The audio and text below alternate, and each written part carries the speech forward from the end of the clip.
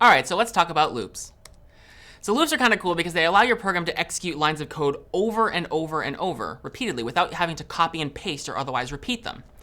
There are three major kinds of loops in C, and you'll probably have occasion to use each one as you progress through CS50. Some of these loops are pretty familiar to you from scratch, so again, as we did with conditionals, we'll put them up side by side if there is an analogy that we can draw. First is forever from scratch, which compares to while true. This is what we call an infinite loop. The lines of code between the curly braces, much like the puzzle pieces that fit inside the C of the forever block, will execute repeatedly from top to bottom over and over and over forever. After all, if you recall from our discussion of Boolean expressions, true is always true. So if we're doing something so long as true is true, it seems a little silly, true is always true, so it'll always run. It'll run forever and ever and ever until we find a way to break out of it with a break statement, which again we saw a little while ago when we were talking about switch, or otherwise just kill our program, which incidentally, if you ever find yourself in a situation with an infinite loop and you don't know how to stop your program from running, just hit Control and C, and that'll kill your program for you. But this again is called an infinite loop. It is a loop that will run forever. Now, while loops are not always infinite, we can also replace the Boolean expression with something a little more useful than just true. So here's another example. While, and then some Boolean expression, and then curly braces. That's pretty much analogous to repeat until from scratch, although in a second I'll explain the difference. So in C, if the Boolean expression inside of the while loop evaluates to true, the lines of code between the curly braces will execute repeatedly over and over and over until Boolean expression evaluates to false. So for example, you might have some sort of counter. So say you at the beginning of this loop, you say int x equals 0. While x is less than 100, do a couple things inside that curly braces. Then at the end of your loop, you say x plus plus. You're incrementing x. So eventually x will get to 100 and you will stop because the condition x is less than 100 will no longer be true as soon as x is equal to 100, because 100 is not less than 100. Now, somewhat confusingly, the behavior of the scratch block is reversed, so be really careful if this is your first foray into using loops. Basically, the repeat until block in Scratch will repeat something over and over and over until the expression, the Boolean expression in the hexagon, is true. So it will keep doing it until it is true. Meanwhile, the while loop will continue to do it until it is false. So they're quite similar, but there's that little distinction just to be careful of, especially as you make your first foray from transitioning to Scratch into C. The next kind of loop is actually pretty similar. It's called a do-while loop.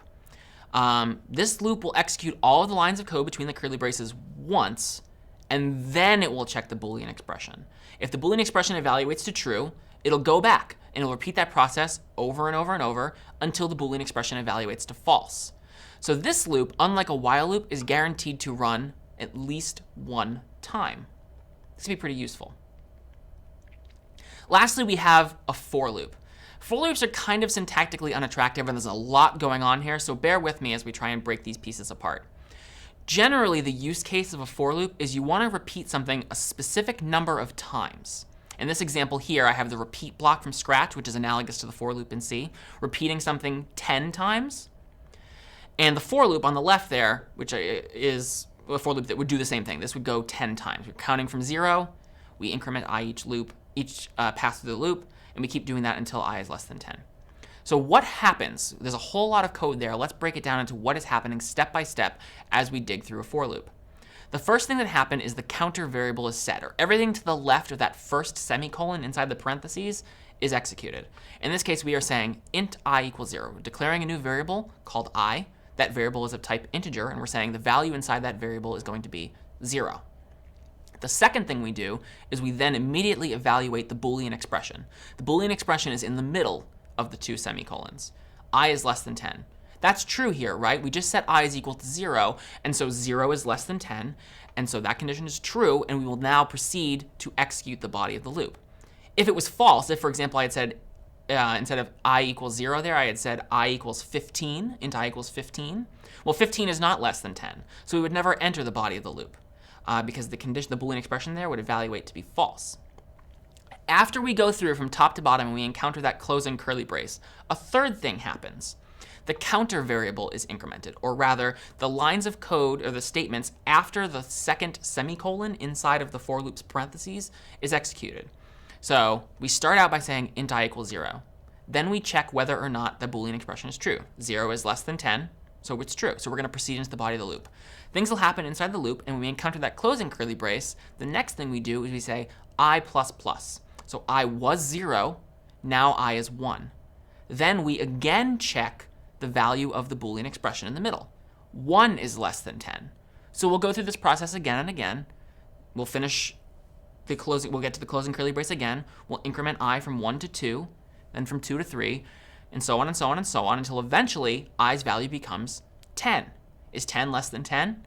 No. Counting from 0, we've gone through 10 iterations of the loop. We've repeated 10 times, just as we did in the scratch block. And so that's basically the process for a for loop. Now, taking away the actual code and putting it in some sample, just some basic general statements, here's what happens. All of the statements in start are executed first. You might have more than one. Then the Boolean expression is checked. If the expression evaluates to true, execute the body of the loop one time. If the expression evaluates to false, we're done. We don't execute the body of the loop at all. After we've executed the body of the loop one time, we then do what is in the increment part there, which is usually going to be something like I++ or something like that modifies a counter variable. Then, after we increment, we check the expression again, and we repeat those steps over and over and over until the expression is no longer true. So what are the use cases for a loop? You use a while loop when you want a loop to repeat an unknown number of times, but it possibly might not run at all. A really common example of a while loop being used is to run the control flow for a game. You might not know how long the user is going to be playing, but you want to keep doing the same thing, updating the positions of various sprites on the board. You want to keep things moving at all times, but you don't know when the user is going to stop playing or when they're going to run out of lives. So a while loop is really good for something like that. That's a good use case.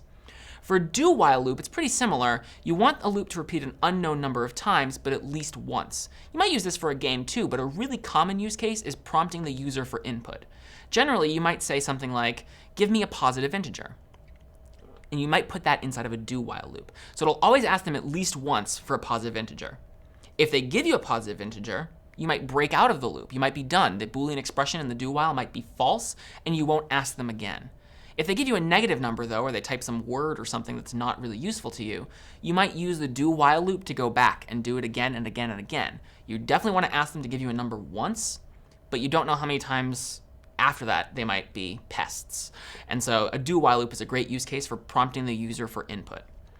And a for loop's use case typically is when you want to repeat a loop a discrete number of times, though you might not know the number of times at the moment the program is compiled. So for example, maybe you have a program where you prompt the user for a number, say, and they enter 100. And maybe your for loop will then in that case run 100 times. Or maybe they enter 1,000, and your program would then run the loop 1,000 times. It's a specific number of times, but you don't necessarily know what that number is the moment the program is compiled. It's not like a while loop where it could be infinite. It's rather a number that you just don't know. Now, even though I've outlined all these use cases, you should know that in pretty much every circumstance, you can interchange all three of these loops. You can use a for loop where you would otherwise use a while loop. You can use a for loop wherever you would use a do while loop, and so on. It can be a little tricky sometimes, so generally it's a good practice to adhere to a typical use case. Use a do while loop if you want to do something once at least. Use a for loop if you want to do something a specific number of times. After all, that's why there are 3 different kinds of loops, so that they can be used in the right context. But you can interchange them if you want. If you feel comfortable with while loops and you always want to use while loops, it is something that you can do, although it might be a little syntactically tricky, where a for loop would be a lot more straightforward. My name is Doug Lloyd, and this is CS50.